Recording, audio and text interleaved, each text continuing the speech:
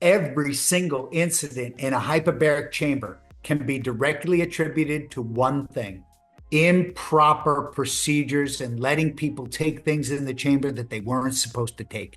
If you have an accident or an incident or some kind of a problem where somebody gets hurt, and God forbid your chamber has an issue and blows up or has an issue, if you will, any kind of an issue, then your insurance company is going to come in and go, hold on, this statute says you're trained and certified. Where's your training?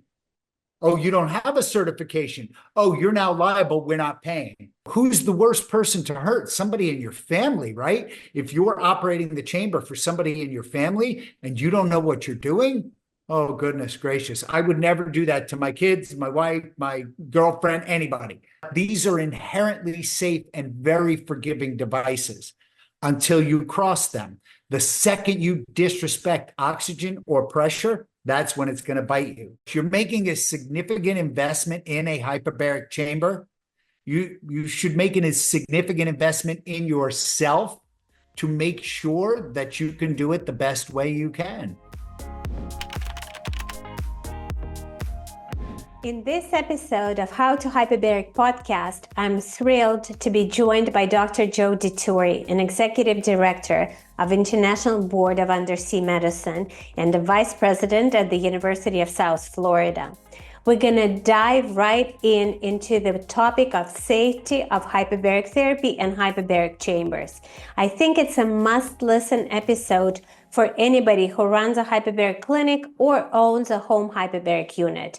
We'll discuss different safety practices, what happens when you handle oxygen, and where to find the best information on safety of hyperbaric chambers and hyperbaric therapy. Let's talk about the safety of hyperbaric therapy, because I feel that lately everybody's talking about protocols and different indications and mechanisms of action, and this is all important. But I feel that if we don't have safety taken care of, everything else it becomes irrelevant. Right. It's the one inherent responsibility that we have is patient safety, right? When you put somebody in the chamber, your job is to make sure that they come out. That's the whole benefit here, right? We're trying to benefit them by giving them this oxygen stuff, but we have to do it safely, correctly, with the right tools, So, yeah. I think one of the main issues is that hyperbaric equipment, hyperbaric chambers, are being seen as another type of wellness equipment. I'll give you an example. There is an infrared sauna, which is a pretty safe sort of equipment to use at home.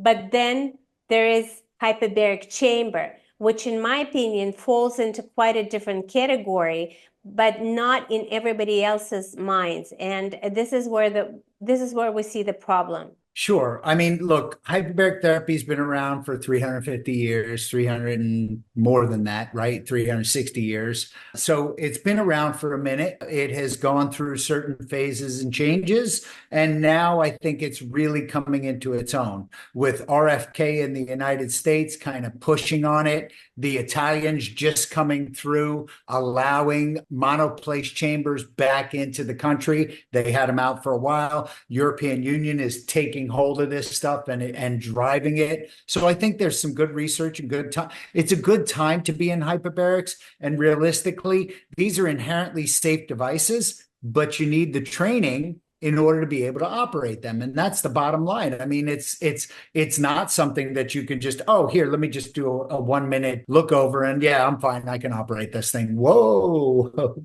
Do you feel that anybody who's using hyperbaric chamber needs to have some sort of training? Not just clinics. I mean, people who buy hyperbaric chambers for home use barely get any training. What they get is an advice from a chamber manufacturer. Right. No, 100%. It is not only required, I mean, it's required by, in the United States, the NFPA, for you to be not only trained, but certified as a safety director. You have at least one safety director in the privacy of your own home. It is required. Now, is that going to make any difference if nothing happens? Nope. No problem. Nobody will ever know.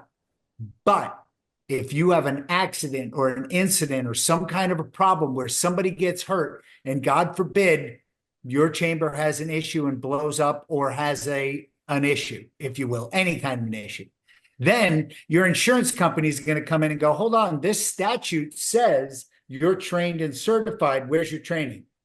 Oh, you don't have a certification. Oh, you're now liable. We're not paying. Or the fire company is going to come in, the fire department's going to come in and go, operating this unapproved device while you weren't trained. Yeah, here's your bill for us coming to put out the fire at your house. Oh, and it spread to the neighbor. Yeah, here's your bill for the neighbor too. Right? You see what I'm saying? So when nothing happens, everything will be okay. But we don't ever plan for the always good day. We always plan for the worst day, right? And plus, knowledge is power, right? You want to make sure that you're not doing things wrong. You want to make sure that you're not hurting people. You know, who's the worst person to hurt? Somebody in your family, right? If you're operating the chamber for somebody in your family and you don't know what you're doing, oh, goodness gracious. I would never do that to my kids, my wife, my girlfriend, anybody. You know, I would never do that to somebody that I knew. Fair enough. And I understand that to get full information, a person needs to take a course. That's the whole point of taking a course, to getting full information there. But let's think about certain things that people always have on their mind, and maybe we'll tell them what kind of information is included in the course. Let's say we talk about the soft hyperbaric chamber, right? The one that's approved for home use in the United States, those usually go to 1.3 ATA. Now, it's one kind of chamber. There are also hard shell chambers that can also be installed in people's houses that go to much higher pressure.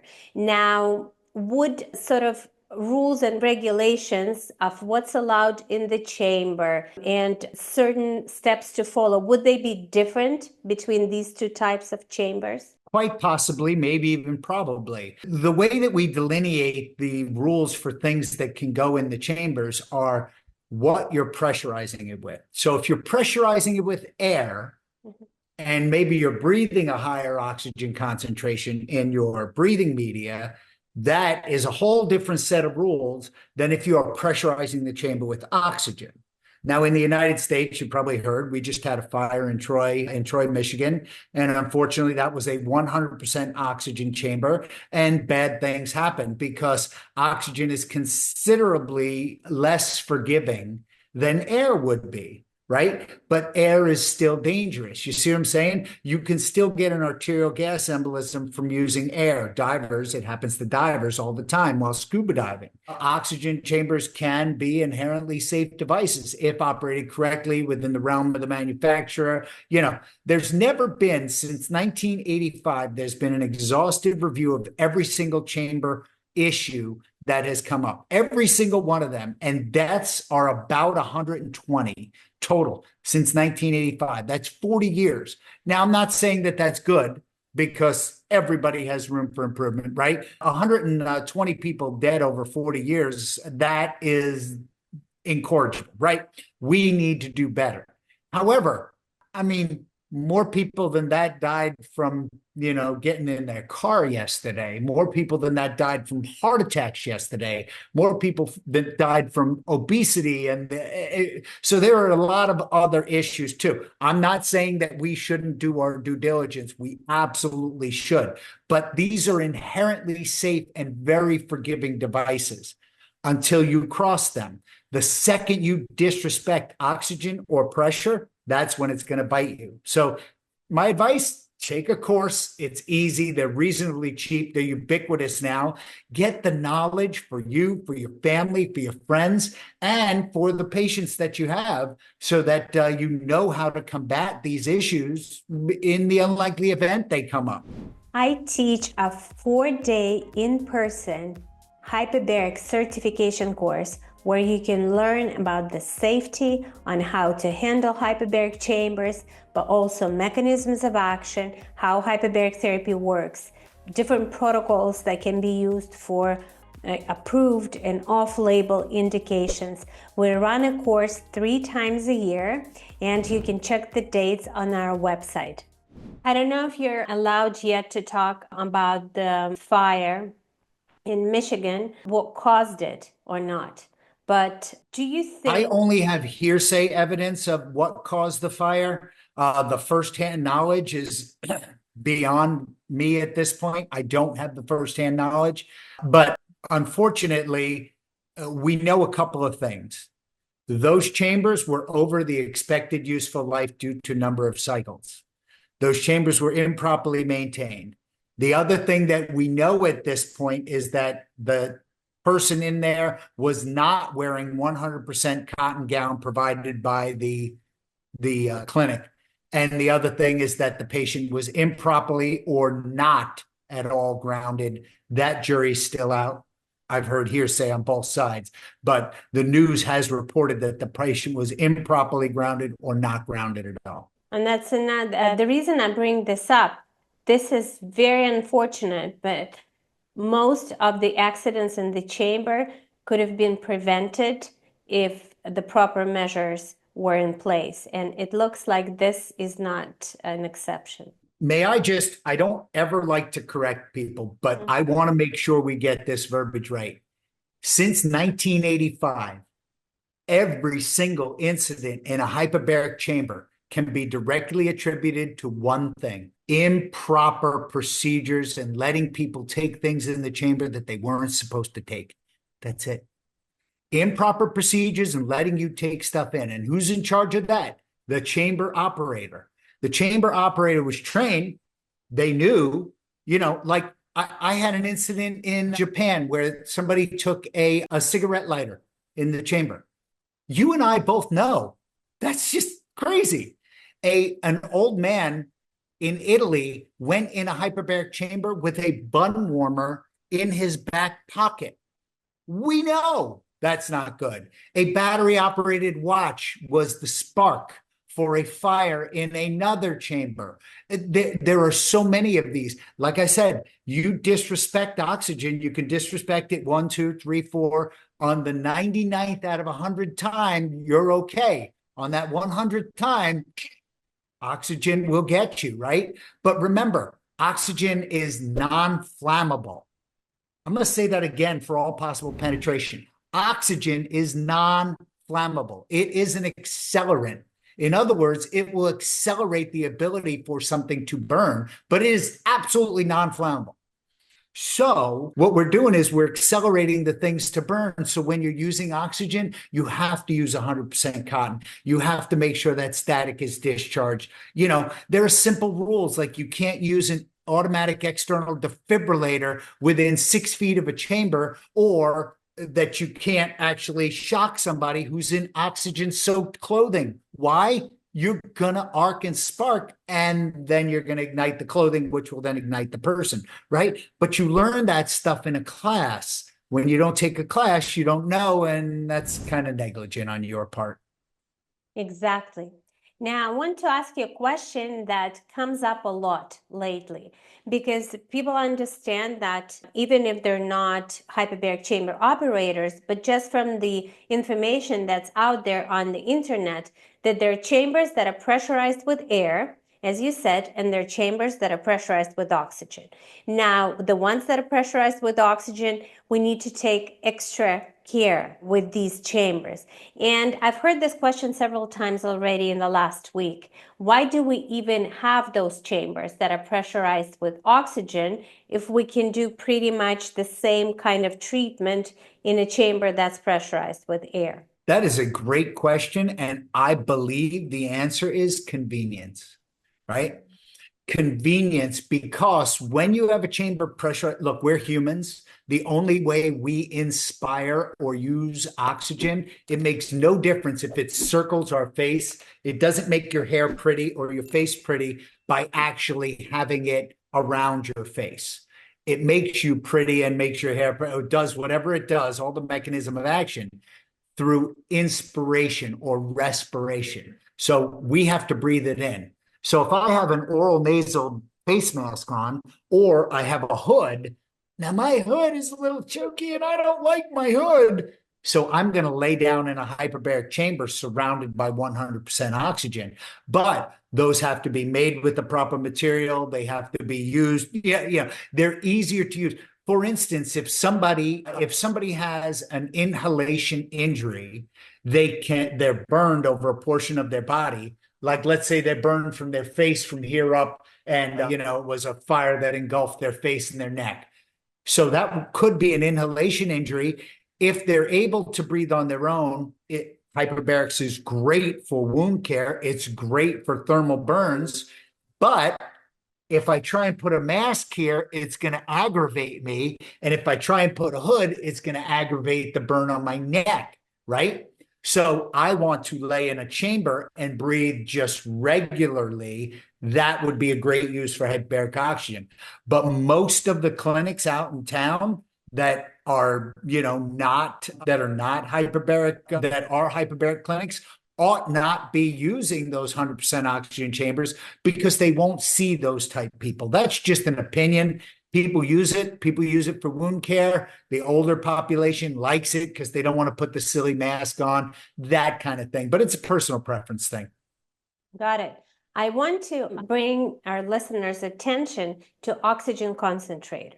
Now, some people think if the chamber is not pressurized with oxygen, then I can relax and not worry because I'm not dealing with oxygen. But you have an oxygen concentrator that's sitting next to the chamber. So one thing is that some of that oxygen is going inside the chamber, but I think we don't talk enough about the fact that certain measures need to be taken in the room where this oxygen concentrator is being used, because there is an oxygen-rich environment in that concentrator. Yep. Well, first, let's back up and talk about just air chambers. So chambers that are pressurized with air give you more oxygen.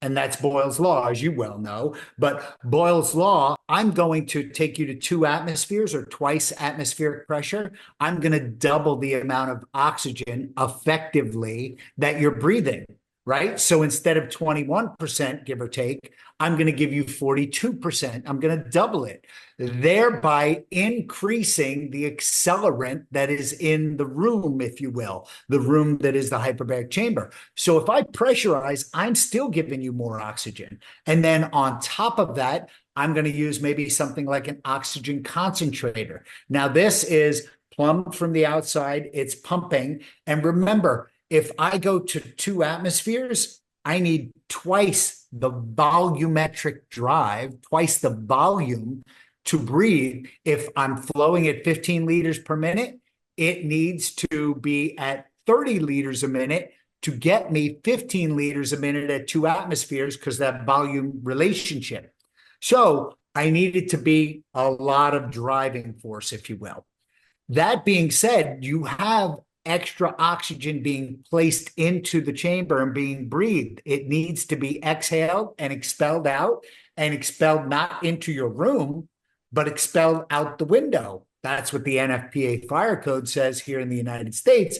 You cannot have an oxygen-rich environment in a room. Like if I had it in this particular room, I could not have the exhaust just coming right here, right? We want to expel that gas out the window, overboard. The piping has to be overboard and turned down with a mesh covering. But these are all the rules that you'll learn in a class. Excellent. This information is so important. In my opinion, this is where it should start before we even get to this wonderful mechanisms of action, this amazing protocols, this off-label indications, and everything else, because we really need to understand this to deliver a hyperbaric therapy in a safe manner. Now, with soft shell chambers, because they don't have an exhaust that goes out to the window, and usually they don't go to 2 atmospheres of pressure, it's 1.3, so the partial pressure of oxygen still will be increased to that particular pressure. My question here, do you recommend that at least a window is open in that room when that oxygen concentrator is working with the chamber, or how do we ensure that we're doing this in a safe manner? So this is like being a little pregnant. right? You can't be a little pregnant, right? If I pump oxygen into the chamber and I put it in somebody's mouth, I then have to take that exhaled oxygen gas and pump it outside overboard and get it out of the room. That's the requirement for the NFPA code. Just because people aren't doing that does not mean that it's okay or that I'll just open a window and turn on a fan, right? So think about that. There are rules with oxygen. For instance, in a room where oxygen is stored, if you have a small leak in there, you have to have a low voltage electric fan to evacuate that space, regardless of if there's a leak or not. But in the unlikely event there's a leak, and that's just a little tiny amount of oxygen, you need a low voltage fan. So if I am to put a prophylactic measure in place by just turning on a regular fan and opening up a regular window, I may be causing more damage than good, right? So I need, if you're going to do that, the requirements in the safety manual say low voltage fan. Just because people are doing it wrong doesn't mean that you don't have the responsibility. Have we gotten away with it? Yep. Is it right? Nope. It has to be pumped overboard outside. That's the way the rule is written. And remember, the highest oxygen concentration in a chamber can be what? In a chamber that's filled with air. It can be 23.5%. That's fire code. You do more than 23.5% because you're inhaling, 80, 90% oxygen, and you're exhaling it into the chamber environment, and you're over 23.5%, you're wrong, right? And God forbid something happens, you're wrong, and we're going to get in trouble. That's the fire code, not me. I'm just telling you the rules. Don't shoot the messenger, but we still got to do it better. We need to do it more correctly. I really appreciate that you shared this information. Now, this is for the listeners. You see why you need to take a course. You need to get all this information, and then it becomes all clear, and you don't have to do the guessing part or open the window. Should I do this? Should I do that? Should I send a message to this doctor? Maybe ask them. All this information is in the course, and it's like a safety manual that everybody should have. I'll have all the links. And you have the book, right? Oh, yes. Oh, yes. Oh, yes. This is a great, absolutely amazing. It's a textbook for the course. So it has all the information you ever need about all the aspects of hyperbaric therapy. It took several years to write. It's really it's an amazing project. I have my copy that's signed by both authors, Dr. Dituri and Dr. Jason Saunders, colleague of ours. So again, information is here, but to get sort of full information, I encourage people to take the course. 100%. And it's easier to be safer rather than sorry. Always easier to be safer rather than sorry. So just take a course. You're making a significant investment in a hyperbaric chamber. You should make a significant investment in yourself to make sure that you can do it the best way you can. Agree, 100%. I have another question, also comes up a lot. Nowadays, people own several wellness, anti-aging tools, devices that they use on a regular basis. And because we don't have maybe huge mansions, but we might have a room where we try to store all these devices. So sometimes what happens, people have hyperbaric chamber and then infrared sauna and some other things stored in the same room together. Do you think it's a good idea? Yeah, no, probably not. It's tough. First of all, you need to evacuate the space. The exhaust needs to definitely go overboard. If the exhaust goes overboard, then everything is probably just fine. And I said probably, right? Because what you want to do is make sure that you're not leaking in that room. You also want to make sure that there's no static discharge.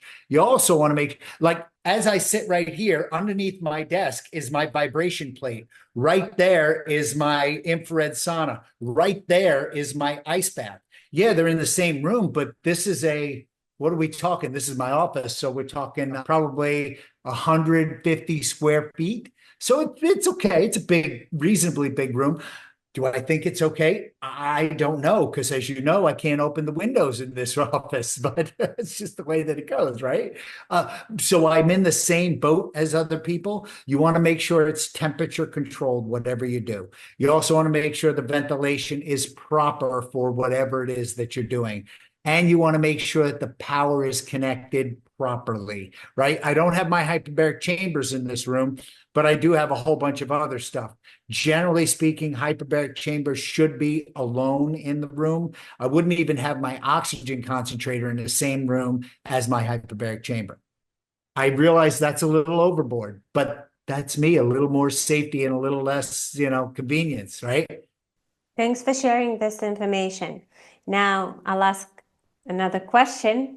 Please don't kill me for asking this question. What about computers and phones inside a hyperbaric chamber? Yeah, it's not the computer or the phone that's the problem. Just to be 100% clear, where is this? So, have you ever used one of these things on your lap? Yes. You ever put one of these things on your lap? What happens when you put it on your lap and you operate it? It overheats. It gets warm, right? What's the one thing we really don't want in a hyperbaric chamber? Heat. Where does it come from? The expelled battery. It's the battery that's the issue here. The battery that's the issue here. It's not the computer or the screen itself. That's all low voltage. That's never a problem. It's always the battery. Now, there are new hyperbaric chambers that are coming out that have screens, that have a low voltage connection to them, that have TVs that have a low voltage connection to them. But when you just go try and do it on the cheap and take a cheap laptop in there that has a battery, that battery is not meant to be pressurized, because remember, pressure, volume, temperature, it's going to go like that, right? So if you squeeze that battery, you could ignite a fire in that battery. Now you're ziplocked in a hyperbaric chamber, which has more oxygen with a fire source that is unlimited. These things everybody wants their phone to last all day, maybe even 2 days, right? We don't want it to last like one call and then that's it, right? So we want what we call energy density. So that requires the use of a lithium type battery, either lithium cobalt, lithium hydroxide, lithium ion, some sort of a lithium battery, so that I can get the most use out of it and the most energy density. However, when you compress that battery, they touch together, the cathode and the anode touch, that thing arcs and sparks. And now you have all that energy density coming out. And you can weld with one of these, with the heat that comes off of one of these. If they arc, you can weld with it. It's that hot. Do you really want to be trapped in an enclosed space that you have pressure and oxygen in? Does that sound like a good idea? It's not only wrong, it's against the fire code, right? Because it specifically mentions, right, that you can't, shouldn't, shall not, right? Electronic devices are verboten, forbidden, unallowed, not allowed inside hyperbaric chamber because of the battery. Now, if you do it without the battery, or you're in a pressure-proof case, probably not an issue, but you got to get it approved, right? You got to go ask somebody smarter than you. I do this all the time. I ask manufacturers, people smarter than me. A lot of times I ask the question, because when you're in this role, when you're in the role of a hyperbaric chamber operator, you have to have a questioning intonation. You have to always go, I wonder if that's going to be safe, as opposed to, I'm sure they made it right. No, that'll never work. Thank you. I really appreciate it. We will make a short video specifically for this, because it's the most common question. Can I take your phone? And I just want to add something. While taking your phone or your computer might sound like an entertaining idea in a hyperbaric chamber, you can do other things. You can read a book, you can meditate, you can breathe or do the breathing exercises, or you can sleep and use this time really to recover, and your body will appreciate it. Because when we're constantly on the phone and we're constantly on our computers, we are in that sympathetic mode. And this is not Right. where we want to be inside a hyperbaric chamber, because this is not what we're trying to achieve, right? So why not use this time for screen-free time, which is absolutely what our society needs. Absolutely. I could not agree more. As a matter of fact, I love my time in the hyperbaric chamber for that very reason, because in the event I let go of this thing, nobody can call me. Nobody can talk to me except for the operator outside. There is no urgency. I have to be in the present moment. I don't watch TV even through the glass, right? I don't, not glass, it's plexiglass. It's not, but you know what I mean. Through the PVHO approved cylinder, I don't do any of that stuff. I go in there and I breathe through my nose. I want to calm down. I want to relax, and I want to get all the oxygen. I'm paying. I want all of it. Give me all of it. I want to take it all and take that moment to relax and that moment to just think and be without that damn phone and without that damn leash. So yeah, invoke parasympathetic instead of sympathetic. You're 100% right. And be normal. Yeah. Joe, thank you so much Thank you, for Mike. doing this with us today, for sharing this information. You're super busy as a vice president, professor. You're also doing research and you're teaching hyperbaric courses. So you're doing so many things. We'll share the information about the hyperbaric courses in the podcast description. In my opinion, this is the best investment you will make, together with a hyperbaric chamber itself, but to make sure you know exactly how to use it to get the best results, and also to use it safely, because we don't want 100%. anything else in this industry ever to happen. And as Dr. Dituri said, we can do better, isn't it? We can. But for that, we need to be educated. I love it. Thank you.